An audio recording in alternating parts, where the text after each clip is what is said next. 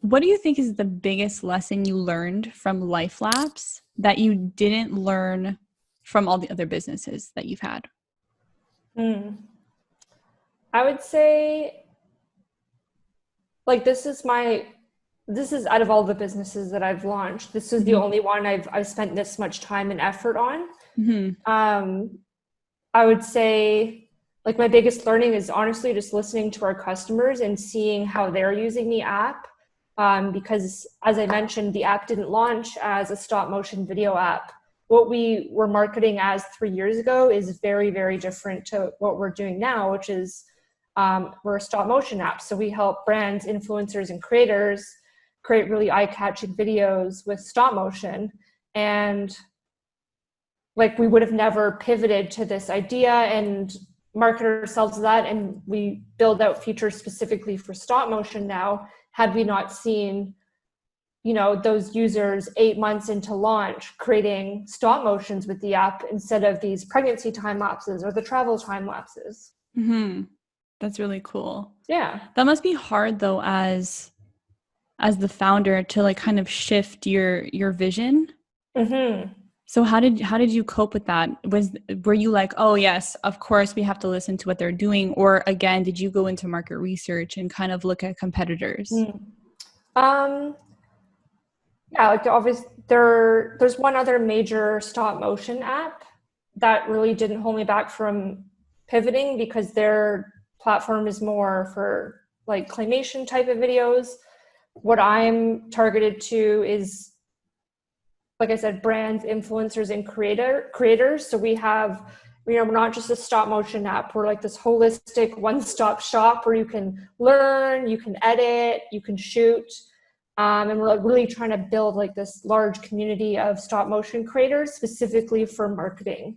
And I I was happy to go with the pivot, because for me, like, as long as I see people are seeing value in that, and it's still a video app. So at the end of the day, as long as people are creating Mm-hmm. videos and having it like be more catered towards marketers is actually more in my space, because I did work in marketing for, I need to figure this out, 5 to 7 years, whatever that time gap was, 21 to 28. So yeah, I guess 7 years. Yeah.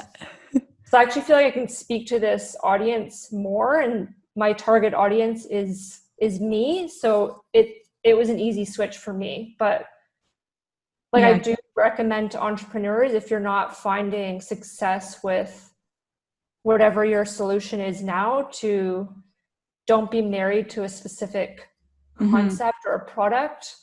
If you see people are finding value in another way that you didn't initially intend for, then, like, if you see the market is for that, then like, why wouldn't you switch to that?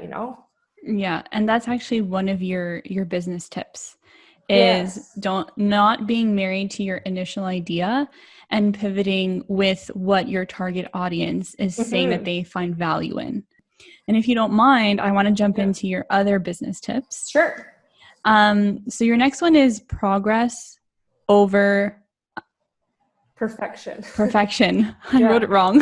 I wrote progress over progression. I'm like, Oh, what? what does that mean? So your next one is progress over perfection, Yeah. fail fast and learn. So can you go into detail about what that means to you? Yeah. So as you may have guessed, like, I execute on things quickly. Mm-hmm.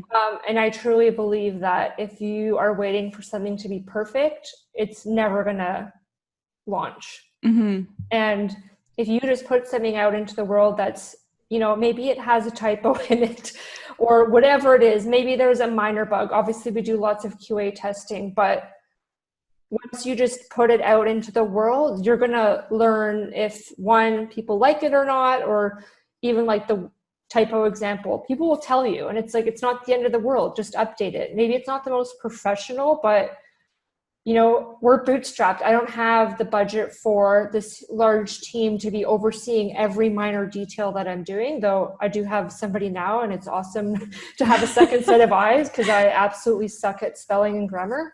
Um, It's knowing your weaknesses though.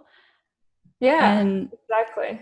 and now, like, I love that you have this approach to it, because you're proof that you don't have to be perfect. And I'm air quoting here for the people who are just listening.